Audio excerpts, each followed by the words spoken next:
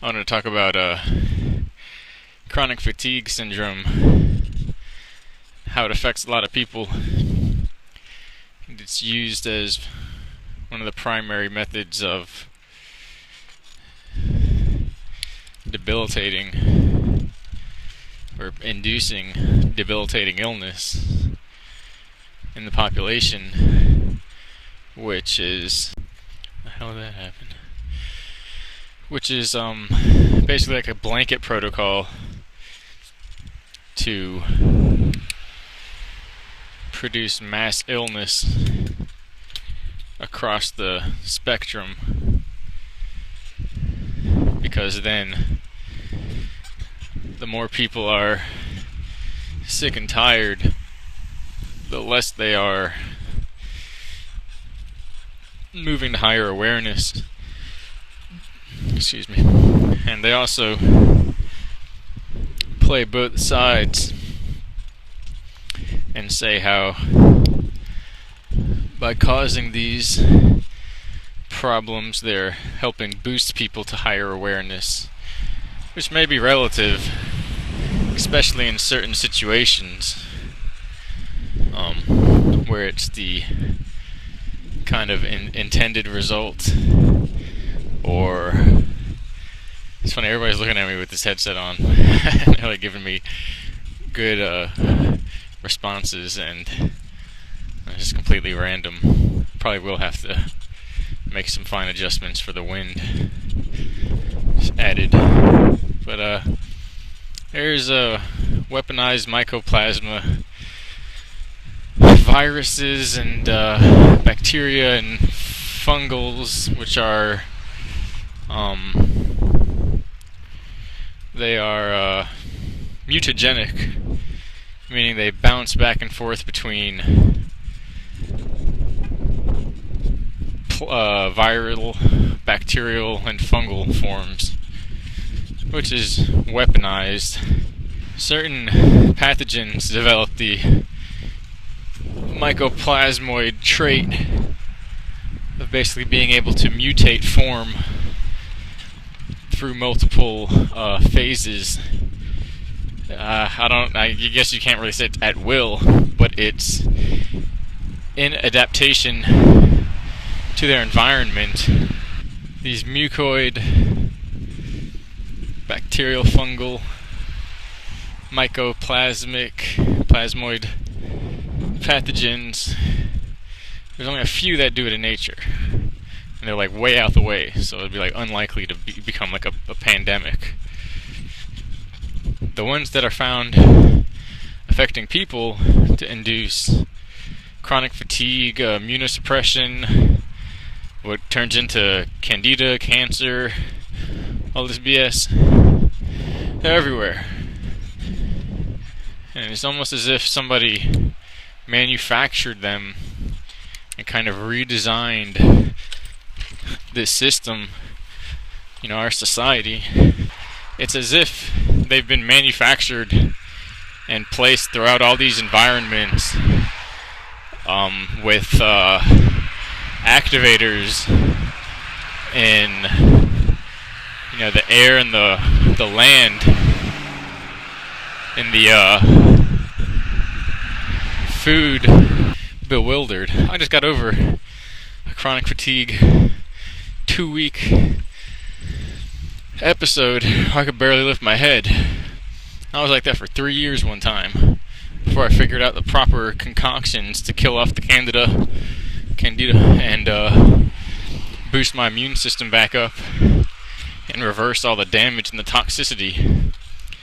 And I just reactivated that same healing cycle again, and it's fairly simple, but that illness kills, that fatigue kills if a person doesn't get rid of the contaminants and the I can't think of the word, the like the activators for it. Either way, well, as I was saying, those activator components seem to be all over the in all the foods, in every grocery you find probably the majority of the food, if you were to eat everything all together, they combine to create fungal, basically complete immunocompromisation, imbalance of the gastrointestinal system, and from there, the hormonal imbalances, salt balance, potassium, things like that, mineral imbalance, and from there, it leads to the disruption of every organ system in the body and the mind. They got the mind covered with the induction of hyperactive states from excitotoxins and estrogen mimics and things like that. And then the body is hitting the same fell swoop from the same poisoned food source. But the main idea here is that, from having a scarf, anyway, it's the primary blanket soft kill protocol on the surface level population is Candida, Mycoplasmoid, fungal bacterial imbalance, mineral deficiency, immunocompromisation, and chronic fatigue. That literally leads into the degeneration of the brain tissue, the myelin sheath, so the myelin disorders where the nerves basically break down, or the coating of them, and then the nerves break down, which is directly related to the central nervous system, because it's not just peripheral and how you feel. It goes directly into how you think and how much you remember and how much your brain is processing. It's all connected. And then into the gastrointestinal disorders with the leaky gut syndrome and candida and sometimes irritable bowel, which can develop into or be related to Crohn's and diabetes and certain other illnesses. And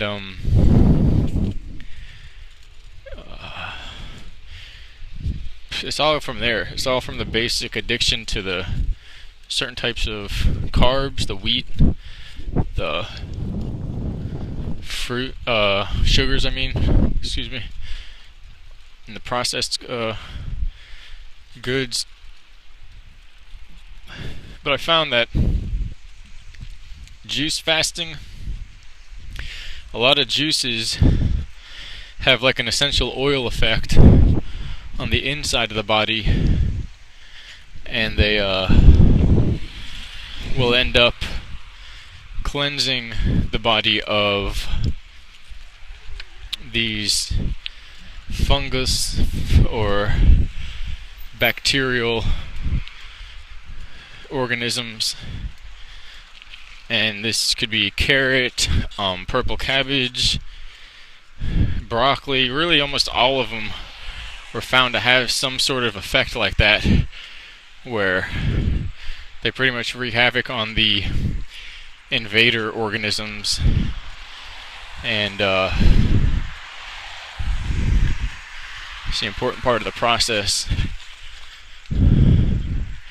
of removing them and starving them. And I'm trying to think of some other ones. It's surprising, but almost all of them will have some effect. All the herbs and spices usually have an extremely restorative effect in terms of the fungal infections and things like that. From turmeric or turmeric, what am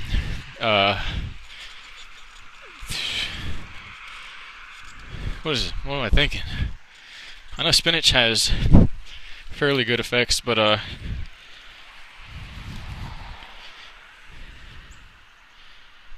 am I thinking of? Still trying to make sure that glass didn't pop my tire. Parsley and basil, those will literally take it out. And then you get the black walnut, the ginger, cayenne. Excuse me. Thank you, excuse me. And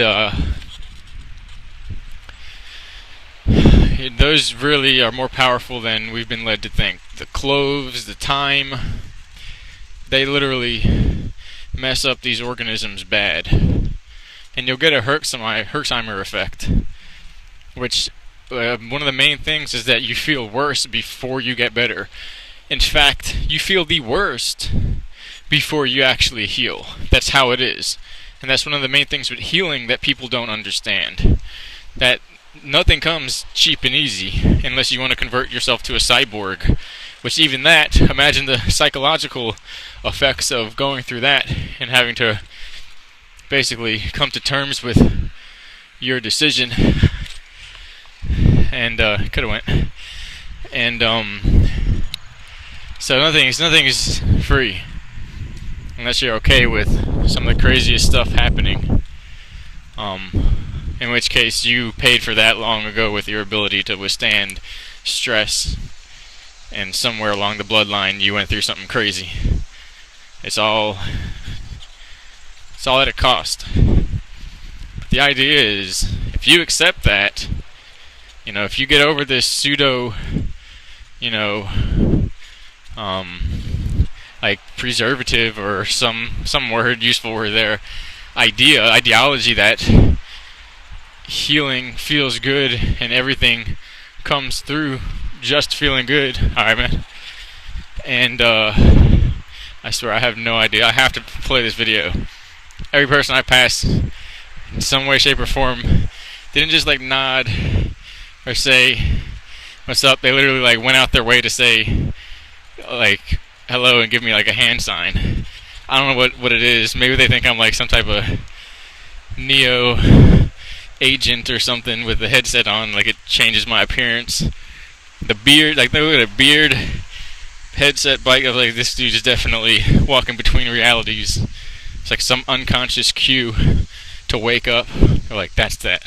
Anyway, I'm just being playful. I really hope this audio comes through clearly. Excuse me. And excuse me.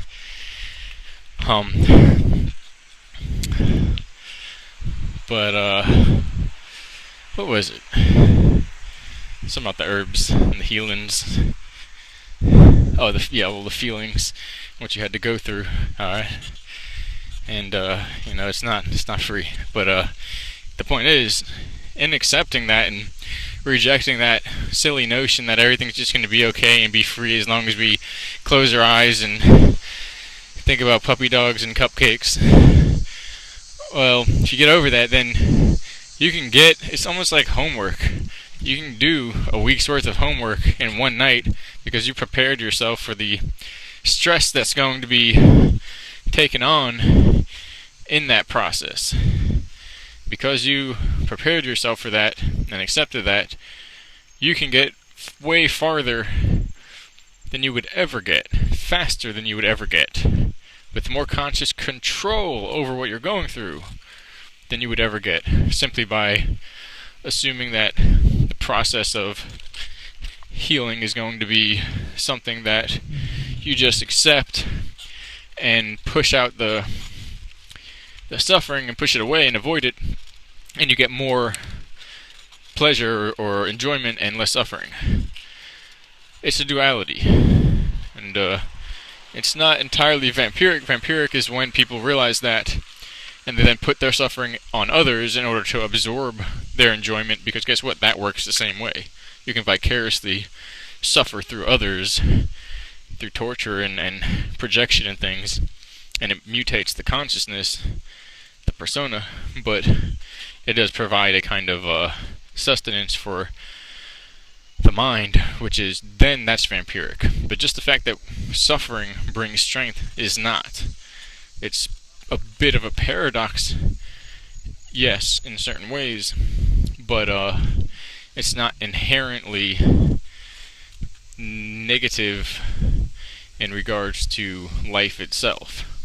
Without that paradox of suffering and strength, life itself wouldn't have the complexity produce the experience of enjoyment that people who, in the one-sided view think is what life is about. In the true view, since they're both one and the same, or they're both inherently connected, it is just as much about the suffering as it is about the enjoyment that one perceives. And so that's the truth. And when one accepts that, they're no longer pushing the system that they're inherently using to grow away from themselves, and thereby locking themselves into a repetitive pattern of pre-programmed behavior, which is more often than not where they want to be, especially if they're doing it unconsciously. It's like walking around with a bucket on your head and giving yourself a good likelihood of landing in paradise. Well, chances are, if you got there by having a bucket on your head, you're going to end up somewhere you didn't want to be in the first place. So, in that system, the acceptance of self-accountability alone is half the work. And you can see how you can't say it's suffering that's the majority of the work. People have been suffering the whole time. Work still ain't done. The work is accepting it and making use of it. People can suffer until until the end of time, until the cows come home. And guess what? It's the same thing over and over again until there's that added aspect of having control over how they respond and how they view the situation, because one way or the other is going to instigate or engage in these conscious programs that reinitiate the whole cycle all over again. Basically, as soon as they get the bucket off their head, if they say, if somebody says you put it on your head because you walked over in the doorway that way where you ignored all the signs that said there's a bucket right over there, and they say, no, that's not what I did, you're a liar, and they walk right in the doorway, they're going to do it again. And so it repeats the whole process. But if they realize what happened, they can stop it from happening. But again, that's that loss of ego, that pride of not wanting to be associated with that which is the source of our problems in the first place. We want to project it on something else because that gives the illusion of cleanliness or freedom through the avoidance of blame. But the whole thing, the blame, the ego, all that's an illusion in the first place. No one's ever been blamed for anything, and that has ever had any impact on the actuality of existence. Maybe the actuality because that's the illusion part, but never really changed anything. People blame people for dumb stuff all the time. Nothing actually happens. The whole point is just a social stigma, and it traps people into being the source of their problems. But that's the whole point, because then they're running from that which they think is the source of their problems, the shadow, but then that is directly attached to their lack of awareness of the situation, and they're chasing their own tail, or they're running from it, their own shadow, whichever way you want to look at it. And that's where the shadow mind has to come into play, the merging of the two, because if people accept that everything that causes suffering in life, in some way, shape, or form, they have the potential to mitigate that or to cause that for themselves or others, there can be no outwardly projected boogeyman at that point. There's only our own accountability. And that's the whole point. And the paradox is that it keeps going, because you can say, well, we didn't own the banking industry, we didn't, do all this, but in the same sense you could say, yeah, but if people didn't accept it, people didn't go to war, people didn't do that on the lower levels, a few families running the show would never work. They could never pretend they're billions of people and go out and do all the footwork for them. People have to do it for them. And so in the same sense, well, people say if people don't accept that, then that's going to be used against them. And therein lies the problem, that if more and more people accepted that, even though it's not necessarily in our control directly, but that we can basically metaphysically mitigate our own suffering. If people do that, they're going to be smart enough to catch this illusion, this game of the suffering-based society system that we have, and they wouldn't support it. They would catch it as it's happening. That's the whole point. One problem is both problems are one and the same. It might not look like that from the outside because we want to shift blame and so on and so forth. But the point is, if everyone said, I'm responsible for what's happening to me. Again, another wave. Some of these people don't even ever wave to me. Maybe I look professional. Professional bike riding talker. And if everybody muscled down and said, we accept what's going on, it is what it is, it wouldn't work. Because when they got the command to go do this, to invade this place, or to sign here and accept that, they'd sit there and think about it. Right now we have the veneer of a illusory security of society that, well, it's not our fault, we were just following orders. And the strange thing is, they're not even following orders, they're just doing what they see other people doing. That's it. You can't even have the same excuse that Nazis had. No one's commanded you to do anything. They just gave you the choice to do it, and you did it because you wanted to. And it resulted in the enslavement of the human race. Think about that. But they just see what others are doing. If there was a law that whatever happened as a result of your behavior, your choices, regardless of what company you work for, whether you were paid or not to do it, whatever it is, there's no such thing as accountability all the way up. If your boss tells you to burn this house down, and it turns out there are people in it, and he does it and 100 million people die, he gets a warning or some type of strict disciplinary action. You are charged with murder along with all the other workers of the company. If that's how things were, we wouldn't be in the situation. Instead, if it can be proven that the workers were just following orders, then the boss gets in trouble, but the workers don't get as bad of a punishment, even though they're the ones that actually did it. That's the illusion. That's the illusion wrapped up in a single analogy. Because,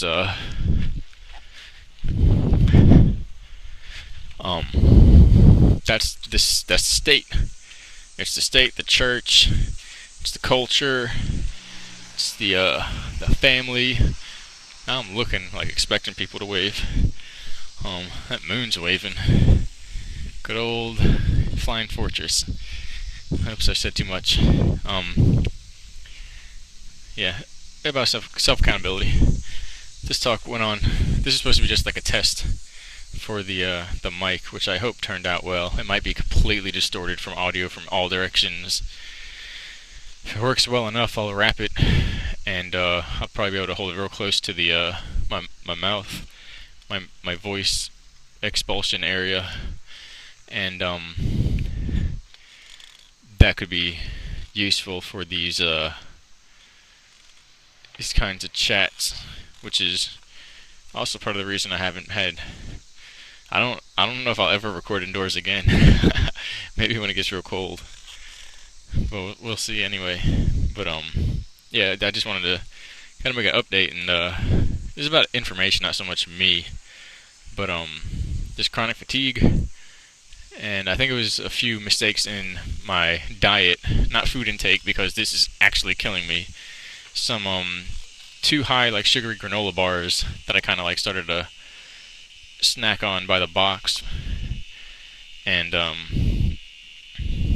yeah, obviously I was better off half starving, but still getting just enough, nutrients and so on and so forth, because that gave me energy at first, but then I believe it offset this that internal fungal balance and all that, and I went right back into what I experienced to be chronic fatigue, to the point where I couldn't lift my head, and it's like being drugged, or just research online about the people that have it, the forums and things like that, and you'll see people that are talking about using the stuff that I use, as far as ways to mitigate suffering, and building like a desk a certain way, you lay down desk or something, and then having to like pass out halfway through because of the tiredness. I'll probably end up doing something for that, because I was like that for 3 years, where if I ran up the stairs, I'd literally be with my head down on the top step and if I stayed there for like 30 to 40 seconds, I'd fall asleep. It kills the body, and eventually the nerves and the brain. I reversed it. So as long as and it used to be so bad to the point where if I have like a little piece of some of the stuff that you're not supposed to have, like processed wheat or something, then it would go right back. It would kill me almost. It took 2 weeks of eating incorrectly, but enjoying the sugar high from it, which sugar and caffeine, things like that, are neurotoxic. They're actually poisons. They're not made for, if you're a hummingbird, then your system, your cardiovascular system is designed for that. Or if you're a certain type of genetically engineered individual. Most people are not, just to say, in terms of the ones that, anyway. And so, yeah, I got a lot out of what I learned, and I got far enough away from toxicity to be able to do what I want to do, which is just be active, physically active, and mentally active. But, slept up and got that, and then, turmeric, probiotics, a lot of water, juice fasting, greens seems to have these, it's like it seems to be caustic for these fungal organisms. It seems to be toxic for them. And yeah, I'll probably make a more in-depth video, less ranty. This feels like my first time back after being sick or something. I really wasn't sick, I was just so tired I couldn't. If I was talking, you'd probably think I was drugged. But that went away earlier today after a few days of the juicing and things like that, and so yeah, and probiotics mainly, I think, has the effect. I gotta I gotta water these tomato plants too.